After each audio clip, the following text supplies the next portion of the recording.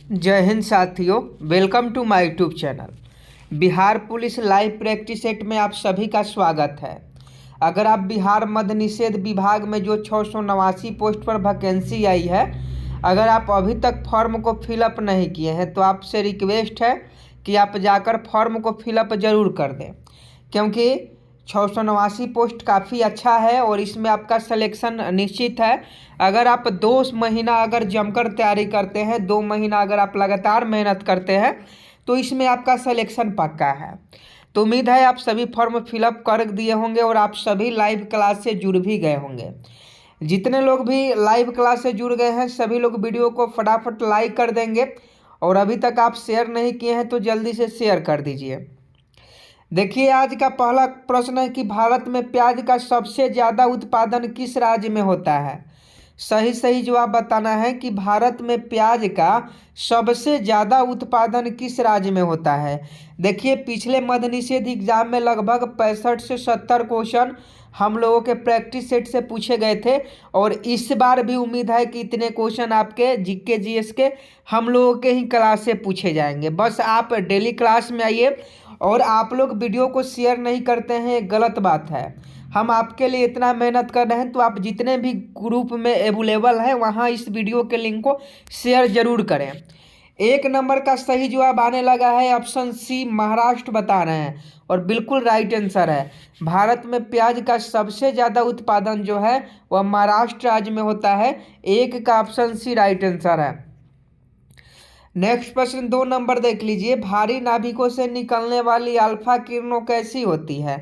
आपको बताना है कि भारी नाभिक से निकलने वाली अल्फा किरणें कैसी होती है। फटाफट सही जवाब बताएंगे। हर प्रश्न के लिए 1 नंबर आपको मिलते हैं और 5 सेकंड का समय रहता है, तो जल्दी से कोशिश कीजिए कि जितना जल्दी हो सके उतना जल्दी आंसर बताएं। अगर आप ऑप्शन ए धनात्मक बता रहे हैं तो बिल्कुल आपका सही जवाब है। भारी नाभिक से निकलने वाली अल्फा किरणें जो होती है वह धनात्मक होती है। अगला प्रश्न 3 नंबर देख लीजिए। प्रॉपर्टी ऑफ फिलोसफी किसकी प्रसिद्ध रचना है। प्रॉपर्टी ऑफ फिलोसफी किसकी प्रसिद्ध रचना है, तो 3 का सही जवाब बता दीजिए कि प्रॉपर्टी ऑफ फिलोसफी किसकी प्रसिद्ध रचना है। तो 3 का ऑप्शन डी कार्ल मार्क्स हो जाएगा। प्रॉपर्टी ऑफ फिलोसफी जो है वह कार्ल मार्क्स की रचना है। नेक्स्ट प्रश्न देख लीजिए। कौन सी अधातु हवा के संपर्क में आते ही स्वतः जलने लगते हैं। कौन सी अधातु हवा के संपर्क में आते ही स्वतः जलने लगते हैं। तो 4 का सही जवाब बताइएगा कि कौन सी अधातु हवा के संपर्क में आते ही स्वतः जलने लगती है। तो 4 का ऑप्शन भी फास्फोरस हो जाएगा। फास्फोरस अधातु होता है और यह हवा के संपर्क में आते ही जलना शुरू कर देता है। तो 4 का ऑप्शन भी फास्फोरस बिल्कुल सही जवाब हो जाएगा। अगला प्रश्न देख लीजिए। यूपीएससी के सदस्यों को वेतन किससे दिया जाता है। जो यूपीएससी पास करते हैं, जो लोग आईएएस आईपीएस बनते हैं, यूपीएससी के जो भी सदस्य हैं उनका वेतन किससे दिया जाता है। तो 5 का सही जवाब बताइएगा कि यूपीएससी के सदस्यों को वेतन किससे दिया जाता है। तो इसका सही जवाब ऑप्शन हो जाएगा संचित निधि से। यूपीएससी के जो भी सदस्य होते हैं उनका जो वेतन होता है वह संचित निधि से दिया जाता है। तो 5 का ऑप्शन है राइट आंसर हो जाएगा। अगला प्रश्न देख लीजिए 6 नंबर की नीदरलैंड सरकार के दस्तावेज को क्या कहा जाता है। ये क्वेश्चन पहले भी करवाए हैं। वाइट बुक हो गया, ऑरेंज बुक हो गया, येलो बुक हो गया, सब के बारे में बताए हैं, लेकिन फिर भी याद रखिएगा अगर नीदरलैंड सरकार के दस्तावेज को क्वेश्चन पूछे कि नीदरलैंड सरकार के दस्तावेज को क्या कहते हैं तो उसे ऑरेंज बुक कहते हैं। ऑरेंज बुक आपका बिल्कुल सही जवाब हो जाएगा। अगर क्वेश्चन पूछे कि नीदरलैंड सरकार के दस्तावेज को क्या कहते हैं, ऑरेंज बुक कहते हैं। अगला प्रश्न 7 नंबर का सही जवाब दीजिएगा कि निरपेक्ष शून्य तापमान किसको कहते हैं। निरपेक्ष शून्य तापमान किससे कहते हैं। और देखिए, हम लोग डेली टेलीग्राम पर क्यूज भी कर रहे हैं। हिंदी का हो गया, जीके जीएस का हो गया, बिल्कुल आपके एग्जाम लेवल का डेली शाम में 6 बजे हम लोग क्यूज भी कर रहे हैं। तो देखिए, आप सभी शाम में 6 बजे क्यूज से ज़रूर जुड़िएगा टेलीग्राम पर। बहुत सारे बच्चे क्यूज में पार्टिसिपेट हो रहे हैं। तो इससे होगा क्या कि आप तो प्रैक्टिस सेट सुबह में लगा लीजिएगा और शाम में उसका रिवीजन कर लीजिएगा, तो आपको याद हो जाएगा। और हम चाहते हैं कि इस बार आप एग्ज़ाम में अच्छा से अच्छा बेहतरीन तरीक़ा से तैयारी करें, क्योंकि 365 का जो कट ऑफ था, 365 मद निषेध का जनरल का 81 कट ऑफ गया था 365 में। तो समझ लीजिए अगर 80+ आपका स्कोर आता है 689 में तो आपका सिलेक्शन पक्का है। तो देख लीजिएगा आरटीआई का रिप्लाई आया था कि आरटीआई का रिप्लाई 365 में जनरल का जो कट ऑफ था वो 81 गया था, और इस बार भी 80 से ज़्यादा नहीं जाएगा, इस बात को आप लोग ध्यान में रखिएगा। तो 7 का जो सही जवाब ऑप्शन सी हो जाएगा -273 डिग्री सेल्सियस। निरपेक्ष शून्य तापमान किसको कहते हैं, तो -273 डिग्री सेल्सियस को कहते हैं। अगला प्रश्न देख लीजिए कि प्रोटॉन के मुख्य संरक्षक कौन होते हैं। आपको बताना है प्रोटॉन के मुख्य संरक्षक कौन होते हैं। 8 का ऑप्शन सी हो जाएगा कार्बन होते हैं। अगर क्वेश्चन पूछे प्रोटॉन के मुख्य संरक्षक कौन होते हैं तो कार्बन होते हैं। नेक्स्ट प्रश्न देख लीजिए, इंपीरियल बैंक ऑफ इंडिया का नाम स्टेट बैंक ऑफ इंडिया कब रखा गया। आप सभी जानते हैं कि स्टेट बैंक ऑफ इंडिया का जो नाम है, आज का जो एसबीआई है, वो पहले इंपीरियल बैंक के नाम से जाना जाता था, लेकिन बाद में इसे एसबीआई कर दिया गया। तो स्टेट बैंक ऑफ इंडिया कब किया गया, तो यह आपका 1955 में किया गया था। इंपीरियल बैंक ऑफ इंडिया को एसबीआई जो था वह 1955 ईस्वी में किया गया, तो ऑप्शन भी राइट आंसर हो जाएगा। अगला प्रश्न देख लीजिए, A320 एयर बसों की A320 एयर बसों को भारत ने किस देश से खरीदा था। आपको बताना है कि A320 एयर बसों को, एक बस का नाम है A320, इसे भारत ने किस देश से खरीदा था, तो ऑप्शन डी हो जाएगा, फ्रांस हो जाएगा। A320 एयर बस जो है फ्रांस से भारत ने खरीदा था।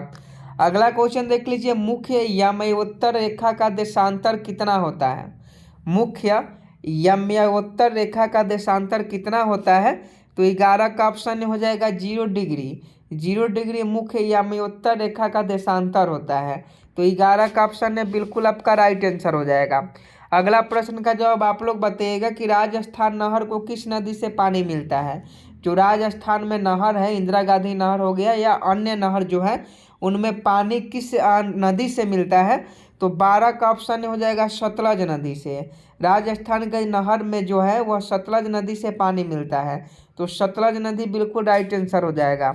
अगला प्रश्न देख लीजिए, किस रुधिर वर्ग को सार्वजनिक दाता के नाम से जाना जाता है। आपको बताना है कि किस रुधिर वर्ग को सार्वजनिक दाता के नाम से जाना जाता है, मतलब वह देता है, मतलब वह रक्त जो है दान करता है, तो इसका सही जवाब ओ हो जाएगा। सर्वग्राही जो हो जाएगा वह ए बी हो जाएगा, लेकिन सार्वजनिक दाता जो होगा वो ओ होगा। कोफी अन्ना किस देश के हैं, देख लीजिए कोफी अन्नान जो है, कोफी अन्नान किस देश के हैं, तो 14 का सही जवाब बताइएगा। कोफी अन्नान जो है वह किस देश के हैं, तो देखिए 14 का ऑप्शन डी हो जाएगा, घाना देश के। अगला प्रश्न देख लीजिए, संयुक्त राष्ट्र संघ के दूसरे महासचिव कौन थे। आपको बताना है कि संयुक्त राष्ट्र संघ के दूसरे महासचिव कौन थे। आप सभी जानते हैं कि 24 अक्टूबर 1945 को संयुक्त राष्ट्र संघ की स्थापना होती है। हर साल 24 अक्टूबर को संयुक्त राष्ट्र संघ दिवस मनाया जाता है, जिसके पहले अध्यक्ष ट्रिगवेली नार्वे थे और सेकंड जो अध्यक्ष थे वह आपका डैग हैमरशोल्ड थे। डैग हैमरशोल्ड जो थे सेकंड अध्यक्ष थे। और वर्तमान में यूएनओ के अध्यक्ष कौन है, आप कमेंट बॉक्स में हमें जरूर बताइएगा कि वर्तमान में यूएनओ के अध्यक्ष कौन है। अगला प्रश्न देख लीजिए, अमेरिका का प्रथम कृत्रिम उपग्रह कौन है। अमेरिका का प्रथम कृत्रिम उपग्रह कौन है, तो 16 का ऑप्शन हो जाएगा एम्स टलोरर प्रथम जो है वो अमेरिका का प्रथम कृत्रिम उपग्रह है। अमेरिका की खोज किसने की थी, 1 नंबर का क्वेश्चन है, बहुत बार एग्जाम में पूछा गया है मद निषेध का कि अमेरिका की खोज किसने की। तो अमेरिका की खोज जो था वह कोलंबस ने किया था। कोलंबस ने अमेरिका का खोज किया और भारत का खोज वास्को डी गामा ने किया। पानी का अपवर्तनांक कितना होता है, फटाफट जवाब देंगे कि पानी का अपवर्तनांक कितना होता है, तो 1.33 जो होता है वह पानी का अपवर्तनांक होता है। अगर हीरा का अपवर्तनांक पूछा जाए कि हीरा का अपवर्तनांक, क्योंकि ठोस होता है हीरा, तो हीरा का अपवर्तनांक कितना होता है, आप कमेंट बॉक्स में हमें जरूर बताइएगा। ऑप्शन में भी है कि हीरा का अपवर्तनांक क्या होता है। अगर पानी का अपूर्णांक पूछे तो 133 हो जाएगा। अगला प्रश्न देख लीजिए, स्वतंत्र भारत के पहले रेल मंत्री कौन थे? 1 नंबर का क्वेश्चन है, याद रखिएगा कि स्वतंत्र भारत के पहले रेल मंत्री कौन थे। तो 19 का ऑप्शन बी हो जाएगा। जॉन मथाई जो थे वो स्वतंत्र भारत के प्रथम रेल मंत्री थे। अगला प्रश्न देख लीजिए, राष्ट्रीय युवा दिवस कब मनाया जाता है? बार बार आपसे कहते हैं कि दिवस से संबंधित क्वेश्चन याद रखिएगा। ये क्वेश्चन पहले भी करवाए हैं और देखते हैं कितने लोग सही जवाब इस प्रश्न का दे पाते हैं। 12 जनवरी को बिल्कुल सही जवाब है। स्वामी विवेकानंद के जन्म दिवस के रूप में राष्ट्रीय युवा दिवस मनाया जाता है, तो 12 जनवरी बिल्कुल सही जवाब हो जाएगा। पुराणों की संख्या कितनी है? ये आपका इतिहास का क्वेश्चन है, हिस्ट्री का क्वेश्चन है, लूसेंट में खासकर ये पढ़ना है। तो पुराणों की संख्या 18 होती है। आगे देख लीजिए, मार्स गैस किसे कहा जाता है? कतई जहर प्रश्न और बहुत बार पूछा भी गया है कि मार्स गैस किसे कहा जाता है। तो मार्स गैस CH4 को कहा जाता है, यानी मीथेन को कहा जाता है। तो ऑप्शन बी राइट आंसर हो जाएगा।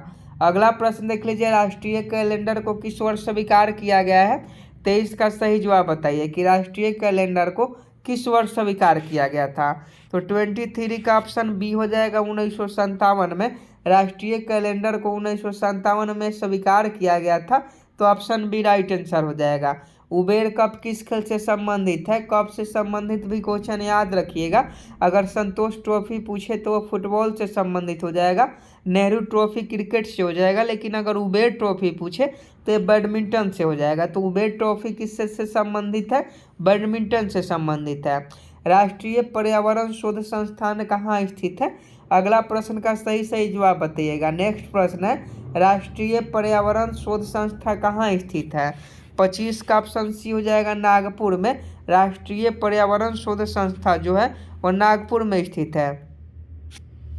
भारत का भूगोल पुस्तक को किसने लिखा था? फटाफट सही जवाब बताइएगा कि भारत का भूगोल पुस्तक को किसने लिखा था। 26 का ऑप्शन है टॉलमी हो जाएंगे। भारत के भूगोल पुस्तक के जो लेखक है वो टॉलमी है। अगला प्रश्न देख लीजिए, मोतियों का द्वीप किससे कहा जाता है? मोतियों का द्वीप तो ये आपका बहरीन को कहा जाता है। मोतियों का द्वीप किससे कहा जाता है? बहरीन को। अगला प्रश्न देख लीजिए, भारत की सीमाएं कितनी देशों के साथ का है? भारत की सीमा कितने देशों के साथ जुड़ी हुई है, यानी लगती है? तो फटाफट सही जवाब बताइएगा कि भारत की सीमाएं जो है वह कितने देशों के साथ जुड़ी हुई है। फटाफट सही जवाब बताइएगा। और देखिए, क्यूज से में ज़रूर आप लोग पार्टिसिपेट कीजिए क्योंकि क्यूज भी आपके लिए बहुत आवश्यक है। 6 बजे से 1 घंटा ही मात्र क्यूज होता है, तो 1 घंटा के लिए आप लोग जुड़ जाइएगा। तो 28 का सही जवाब देख लीजिए, ऑप्शन सी हो जाएगा, 7 हो जाएगा। भारत की सीमाएं जो है वह 7 देशों से लगी हुई है। स्पेस एप्लीकेशन सेंटर कहाँ स्थित है? 1 नंबर का क्वेश्चन है, याद कर लीजिएगा कि स्पेस एप्लीकेशन सेंटर कहाँ स्थित है। तो ये आपका अहमदाबाद में है। स्पेस एप्लीकेशन सेंटर कहाँ स्थित है? अहमदाबाद में। अंधेरी नगरी चौपट राजा के लेखक कौन है? देखते हैं कितने लोग क्वेश्चन का सही जवाब बताते हैं। हिंदी का क्वेश्चन है, बहुत इंपॉर्टेंट है। फटाफट बताइएगा कि अंधेरी नगरी चौपट राजा के लेखक कौन है। तो 30 का सही जवाब बताइएगा। 30 का सही जवाब बताइएगा। 30 का ऑप्शन क्या हो जाएगा? अंधेरी नगरी चौपट राजा। तो इसका सही जवाब भारतेंदु हरिश्चंद्र बिल्कुल राइट आंसर हो जाएंगे। अंधेरी नगरी चौपट राजा के जो लेखक है वो भारतेंदु हरिश्चंद्र हैं। यूरेनियम के उत्पादन में अग्रणी देश कौन सा है? याद रखिएगा, यूरेनियम के उत्पादन में अगर अग्रणी देश पूछा जाए तो अग्रणी देश जो है वह आपका बी है, कनाडा है, यानी ऑप्शन बी सही जवाब हो जाएगा। यूरेनियम के उत्पादन में अग्रणी देश कौन सा है? कनाडा है। अगला प्रश्न देख लीजिए, गुरु गोविंद सिंह की समाधि कहाँ पर है? तो 32 का याद रखिएगा, गुरु गोविंद सिंह की जो समाधि है वह नादेर में है। तो ऑप्शन सी नादेर बिल्कुल सही जवाब हो जाएंगे।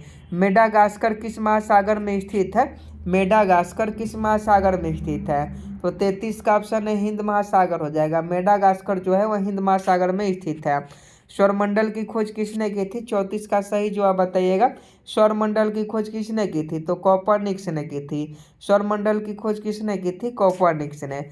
भारत के प्रथम गृह मंत्री कौन थे? बहुत इंपॉर्टेंट क्वेश्चन है, बार बार क्वेश्चन पूछा जाता है कि भारत के प्रथम गृह मंत्री कौन थे। तो याद कर लीजिएगा, सरदार वल्लभ भाई पटेल को भारत के प्रथम गृह मंत्री यानी होम मिनिस्टर ऑफ इंडिया बनाया गया था। देख लीजिए, कुछ देर पहले ही पूछे थे कि हीरा का अपवर्तनांक क्या होता है। तो पानी का अपर्तनांक क्या होता है? अभी कुछ देर पहले बताए हैं, देखते हैं कितने लोग सही बताते हैं कि पानी का अपर्तनांक कितना होता है। फटाफट बताइए। कुछ देर पहले दोस्तों बताए थे आपको कि पानी का अपर्तनांक कितना होता है। तो पानी का अपर्तनांक 1.33 होता है, लेकिन यह हीरा का पूछा जा रहा है, तो हीरा का अपर्तनांक जो होता है 2.42 होता है, यानी ऑप्शन डी सही जवाब हो जाएगा। दक्षिणी ध्रुव की खोज किसने की थी? 1 नंबर का क्वेश्चन है, याद रखिएगा। दक्षिणी ध्रुव की जो खोज है एमंडसेन के द्वारा किया गया था। एमंडसेन के द्वारा दक्षिणी ध्रुव की खोज किया गया था। फिलंट कांच का अपर्तनांक कितना होता है? तो देख लीजिए, तो पानी का हो गया, ये हीरा का हो गया। तो फिलंट कांच का कितना होगा? तो ये 1.65 हो जाएगा। तो 1.65 यानी ऑप्शन सी सही जवाब हो जाएगा। ग्रहों की खोज 1600 ईस्वी में किनके द्वारा की गई थी? सही सही जवाब बताएंगे कि ग्रहों की खोज 1600 ईस्वी में किनके द्वारा की गई थी। तो 39 का ऑप्शन भी केपलर हो जाएगा। ग्रहों की खोज 1600 ईस्वी में केपलर के द्वारा की गई थी। उत्तरी ध्रुव को खोज किसने किया था? तो उत्तरी ध्रुव की जो खोज है और रॉबर्ट पियरी ने किया था। तालिकोटा का युद्ध कब हुआ था? 41 का सही जवाब बताइएगा कि तालिकोटा का युद्ध कब हुआ था। तो 1565 में हुआ था तालिकोटा का युद्ध। अगला प्रश्न देख लीजिए, उर्दू भाषा किस लिपि में लिखी जाती है? तो 42 का ऑप्शन डी हो जाएगा खरोष्टी भाषा में। उर्दू भाषा जो है खरोष्टी लिपि में लिखी जाती है, हिंदी भाषा देवनागरी लिपि में, और पंजाबी भाषा जो है गुरुमुखी लिपि में। भारत की प्रथम महिला आईएएस कौन थी? किरण बेदी थी। आप सभी लोग जानते हैं कि सॉरी आईपीएस पूछा जा रहा है ना, आईपीएस नहीं आईएएस पूछा जा रहा है कि भारत की प्रथम महिला आईएएस कौन थी? तो यह आना जॉर्ज थी। भारत की प्रथम महिला आईएएस कौन थी? आना जॉर्ज थी। आज का लास्ट प्रश्न है, देखते हैं कितने लोग इस प्रश्न का सही सही जवाब बताते हैं। क्वेश्चन है कि स्वतंत्र भारत के प्रथम उप प्रधानमंत्री कौन थे? होमवर्क में क्वेश्चन है, फटाफट सभी लोग कमेंट बॉक्स में कमेंट करके बताएंगे। और देखिए, आज के हम लोगों ने इस क्लास में 44 क्वेश्चन किए, 44 क्वेश्चन किए, और उम्मीद है कि कम से कम आपका 40 क्वेश्चन तो सही हुआ ही होगा। कितना क्वेश्चन आपका सही हुआ आप कमेंट बॉक्स में हमें ज़रूर बताइएगा। और अभी तक आप इस वीडियो को लाइक नहीं किए हैं तो लाइक कर दो, और जितना हो सके उतना शेयर कीजिए, क्योंकि बहुत कम बच्चे जो है वीडियो को देख रहे हैं। 1000 बच्चे वीडियो को देख रहे हैं, तो बहुत शर्म की बात है, क्योंकि 6 लाख 7 लाख फॉर्म फिलअप होता है, 1000 2000 बच्चे जो है क्लास को कर रहे हैं, तो ये बहुत शर्म की बात है। आप लोग जितना हो सके, आपसे कुछ नहीं मांगना है, बस इतना ही मैं कहना चाहता हूं कि आप जिस भी ग्रुप में अवेलेबल हैं वहां डेली वीडियो के लिंक को शेयर कीजिए, ताकि सभी बच्चे हमारे साथ जुड़ पाएँ। और अभी तक आप चैनल को सब्सक्राइब नहीं किए हैं तो चैनल को सब्सक्राइब कर बेल आइकन को जरूर जुड़ जाइएगा, और टेलीग्राम से ज्वाइन कर लीजिएगा, जहाँ क्यूज और पीडीएफ दोनों मिलता है। और हमारा यह प्रयास कैसा लगा आप कमेंट बॉक्स में जरूर बताइएगा। मिलता है नेक्स्ट वीडियो में, तब तक के लिए जय हिंद जय भारत।